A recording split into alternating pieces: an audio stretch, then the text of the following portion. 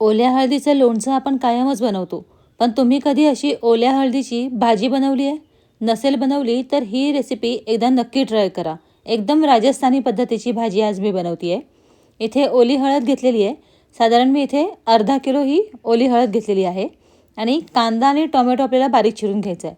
तर आता ओली हळद आपण किसून घेण्याच्या अगोदर कांदा आणि टोमॅटो जो आहे तो बारीक चिरून घेऊयात. कारण की काय होतं, हळदीने नंतर सगळं आपलं कटर वगैरे सगळं पिवळं होऊन जातं आणि मग त्या कांदा आणि टोमॅटोला सुद्धा सगळं पिवळटपणा लागेल. त्यामुळे आधी सगळ्या भाज्या कट करून घ्यायच्या आणि नंतर मग ओली हळद आपण किसून घेऊयात. तर एकदम बारीक चिरून घ्यायचा. कांदा चिरून झाला की तो एका प्लेटमध्ये काढून घ्यायचा. लगेचच टोमॅटो चिरून घ्यायचा. इथे मी 2 मीडियम साईजचे कांदे घेतलेले आहेत आणि 4 छोटे-छोटे होते म्हणून मी 4 टोमॅटो घेतले. तुमच्याकडे मोठे टोमॅटो असेल तर तुम्ही 2 घेऊ शकता. टोमॅटो पण बारीक छान चिरून घ्यायचा. आता हे झाल्यानंतर इथे बघा मी अशी जाड-जाड आणि मोठी अशी ओली हळद आणलेली आहे. ह्याच्याने काय होतं, ह्याला सालं काढायला पण सोपं जातं आणि किसायलाही एकदम सोपं जातं.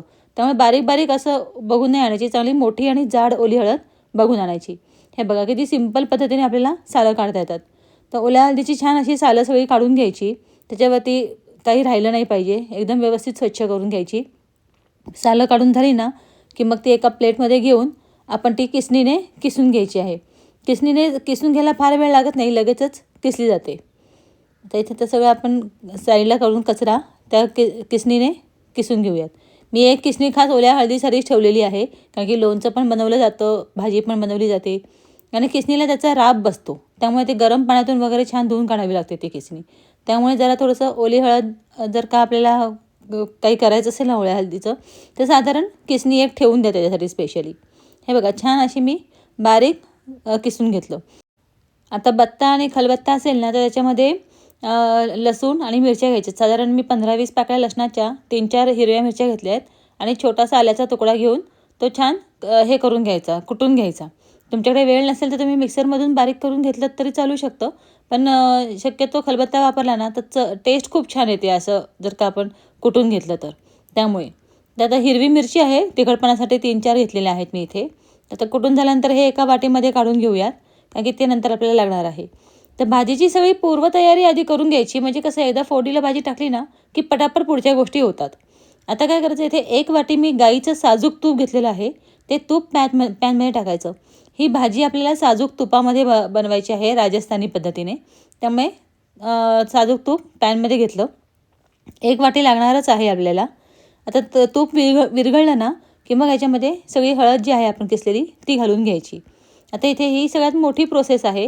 इथे आपल्याला गॅस एकदम मोठा ठेवायचा आहे, बारीक गॅस ठेवायचा नाही आणि मोठ्या गॅसवरती ही हळद जी आहे ती कॉन्स्टंट अशी ह्याच्यामध्ये फ्राय करून घ्यायची ह्या तुपामध्ये. हळदीचा कच्चेपणा पूर्णपणे निघून गेला पाहिजे. कारण की काय होतं, हळदीचा कच्चेपणा जर निघून नाही गेला, तर मग इथे हळदीची जी भाजी आहे ती कडवट होऊ शकते. त्यामुळे साधारण कमीत कमी 10 मिनटं तरी कॉन्स्टंट हे असं हलवायचं आणि पूर्ण हळद अशी कोरडी करून घ्यायची आहे आपल्याला. हे बघा मी आता इथे करते ना, अगदी अशा पद्धतीने. आणि गॅस मोठाच ठेवायचा. मोठ्या गॅसवरतीच हे असं छान परतून घ्यायचं आहे. हे बघा आता सुंदर अशी हळद मोकळी झालेली आहे. आपल्याला फ्राय करतानाच कळतं की एकदम मोकळी आणि हलकी झालेली आहे ते. आता हे झाल्यानंतर 1 मिनिट अगोदरच ह्याच्यामध्ये काजू घालून घ्यायचे आणि ते पण मिनिटभर छान परतून घ्यायचे. काजू काही लगेचच तळले जातात, त्यामुळे तेही परतून घ्यायचे. आणि मग काय करायचं, ही सगळी जी हळद तयार झालेली आहे ना, ही बाजूला काढून घ्यायची. तूप बाजूला करायचं आणि हळद ह्याच्यातली जी आहे ते एका बाऊलमध्ये काढून घ्यायची. सगळे तूप जे आहे ते काढून घ्यायचं ह्याच्यातलं आणि जसं आपण तळणीतून पदार्थ काढतो ना, अगदी तशा पद्धतीने हे काढून घ्यायची. बघा तुम्ही इथे दिसत असेल तुम्हाला हळद किती व्यवस्थित मी तळून घेतलेली आहे. अगदी अशाच पद्धतीने आपल्याला हळद तळून घ्यायची आहे. आता हे हे सगळं काढलं ना, की हे जे तूप आहे ना ते गाळून घ्यायचं आणि ह्याच्यातली जी राहिलेली हळद आहे ती त्या हळदीमध्ये घालून याच पॅनमध्ये परत गाळलेलं तूप घालून घ्यायचं, कारण की आपल्याला त्याला फोडणी द्यायची आहे. इथे आपण तेलाचा वापर करायचाच नाही आहे, तुपातच करायचं आहे. हे एवढं तूप राहिलेलं आहे. आता हे पुन्हा त्याच पॅनमध्ये मी घालून घेते. आता हे पॅनमध्ये घालून झालं ना, की तूप ज्या गरमच असतं त्याच्यामध्ये लगेचच 1 चमचाभर मोहरी घालून घ्यायची आणि चांगले 2 मोठे चमचे जिरं घालायचं. जिऱ्याने छान वास येतो. त्यामुळे जिरं छान तडतडलं ना, की मग बारीक चिरलेला कांदा लगेचच घालून घ्यायचा ह्याच्यामध्ये. कांदा घालून झाला की तो चांगला फ्राय करायचा 1 मिनिटभर छान फ्राय करून घ्यायचा. कांदा फ्राय करून झाला ना, की ह्याच्यामध्ये आपण जो ठेचा तयार करून ठेवलेला आहे ना, तो ठेचाही घालायचा आणि ठेचा घालून पुन्हा एकदा ते फ्राय करून घ्यायचं. कारण की आपला जो ठेचा आहे तो पण कच्चा आहे. आपण मिरची आणि लसूण तळून घेतलेलं नाही आहे, त्यामुळे तो कच्चा आहे. त्यामुळे तोही 1 मिनिटभर छान असा परतून घ्यायचा. तो शिजला पाहिजे, व्यवस्थित फ्राय झाला पाहिजे. आता हे फ्राय झाल्यानंतर व्यवस्थित 1 मिनिटभर हलवून झालं ना, की मग ह्याच्यामध्ये काय करायचं, आपल्याकडे मॅफ्कोचा वाटाणा असेल किंवा आता वाटाण्याचा सीझन आहे तर तुम्ही फ्रेश वाटाणा आणलात तरी चालू शकतं. तर तो वाटाणा ह्याच्यामध्ये घालून घ्यायचा. साधारण 2 वाट्या वाटाणा आहे हा मी याच्यामध्ये घालून घेते आणि पुन्हा एकदा छान हलवून घ्यायचं. मिक्स करून घ्यायचं छान. वाटाणा आपल्याला शिजायला हवा आहे. 1 मिनिटभर हलवलं ना की लगेचच याच्यामध्ये बारीक चिरलेला टोमॅटो देखील घालून घ्यायचा. आता टोमॅटो घालून झाल्यानंतर पुन्हा एकदा हलवून घ्यायचं आणि मग आपल्याला मसाले घालायचे आहेत. तर 1 मिनिटभर हलवून घ्यायचं, मिक्स करून घ्यायचं सगळं एकत्र आणि मिक्स झालं ना की मग आपल्याला याच्यामध्ये मसाले घालून घ्यायचे आहेत. तर मसाल्यांमध्ये याच्यामध्ये आता आपल्याला हळद बिलकुलही घालायची नाही आहे, कारण की आपण हळदीचीच भाजी बनवतो आहे.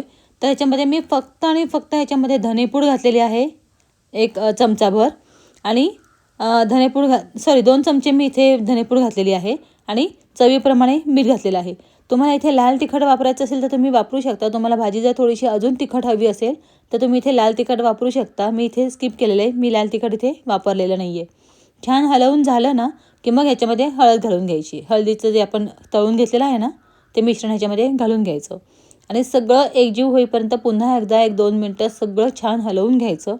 हलवून झालं ना की मग ह्याच्यामध्ये काय करायचं, एक अर्धा ग्लास पाणी घालायचं. फार जास्त आपल्याला पाणी घालायचं नाही. आपल्याला ही पातळ भाजी करायची नाही आहे, त्यामुळे अगदी एक अर्धा ग्लास याच्यामध्ये पाणी घालायचं आणि एकदा हलवून याच्यावरती झाकण ठेवून 1 वाफ काढून घ्यायची. भाजी तयार होते आणि आपले वाटाणे पण छान शिजतात झाकण ठेवून वाफ काढल्यानंतर.